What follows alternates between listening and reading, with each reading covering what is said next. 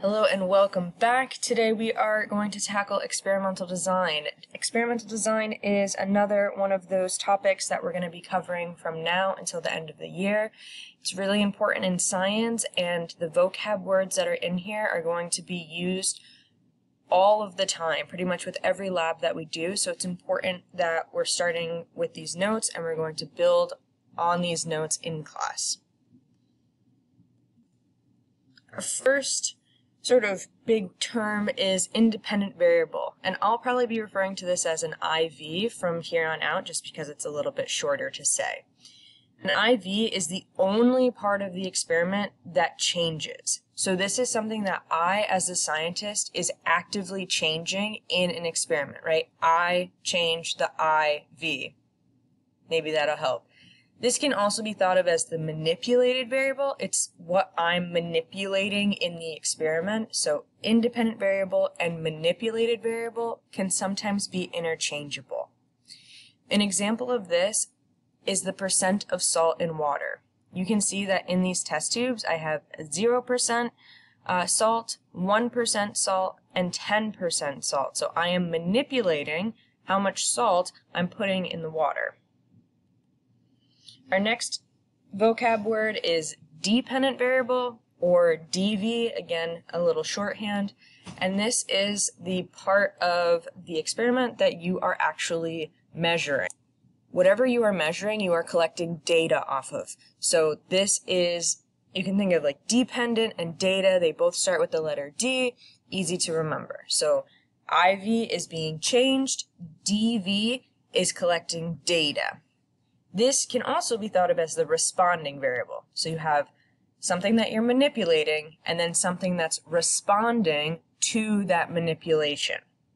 Okay, an example, we're still using sort of like the percent of salt is changing and I'm measuring how many seeds are going to germinate based off of that salt solution. Your third vocab word is a constant. And this is something that scientists keep the same. So whatever is kept absolutely the same throughout the entire experiment is considered a constant.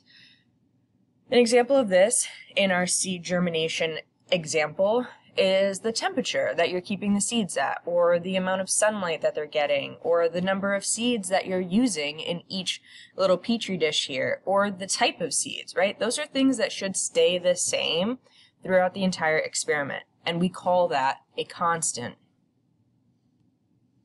Our fourth and sort of final big vocab word with experimental design is a control group. So a control group is considered the most normal level in an experiment. So this is used as your comparison. You always will have something that is the most normal, or really typically it will be like a 0%, or you're not really adding anything to it, and you use this to compare the rest of the independent variables to it to see if there's a real relationship. So in this example, our 0% salt solution means that it's just water. That's the most normal thing to water plants with, right? Just water. You don't typically add salt to your water.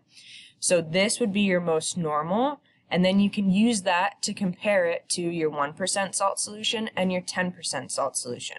So 0% is the most normal version of this experiment. Now I just wanted to go through these last couple of things just to make sure that we understand the differences between these. So we have quantitative and qualitative. You'll notice that there's an N in quantitative and an L in qualitative. That's what you should really focus on, because the N, you can think of numbers, right? Quantitative deals with numbers. So the number of pets, the number of seeds that germinated, time, temperature, anything that has the result of a number is considered quantitative. You can typically graph this data, so that's important. We like quantitative data. Qualitative has that L in it, so what does it look like, right? L for look like. This is typically descriptive. So in this case, we're talking like color, texture, smell, right? Those aren't numbers, but they're still really descriptive, and it would still give you some information from the data that you got. If you were looking at those seeds from the earlier experiment, you could say how green they were, if they were starting to get moldy, if they smelled bad, anything like that. And then the last thing we're going to talk about is inference versus observation. We've already touched on this, but just to give an actual definition to these terms, we talked that an observation is using the 5 senses to get information. So things that you can actually see, hear, smell, taste, and touch, right? Actual observations. Whereas an inference is something that you draw your knowledge on. So you can use your observations to make inferences. But inferences are more like opinions than actual data gathered from the 5 senses. And then just as an example for this, if I'm looking at this picture, some observations, I can see that it's a tire, I can see that it's flat, and that there's rust there. And I can also see that there's some sand around this flat tire. But my observations would be, okay, if there's sand everywhere, this might be in a desert. And I know that deserts are very hot. And based on all the rust that's here, I can infer that this is probably a really old truck. And the fact that this tire is basically like ripped apart on the seam here is probably not fixable. Right? I'm inferring that these things are true, but it's really just an opinion because I can't prove that based on this picture. So your observations should back up your inferences. All right, great job. I'll see you next time.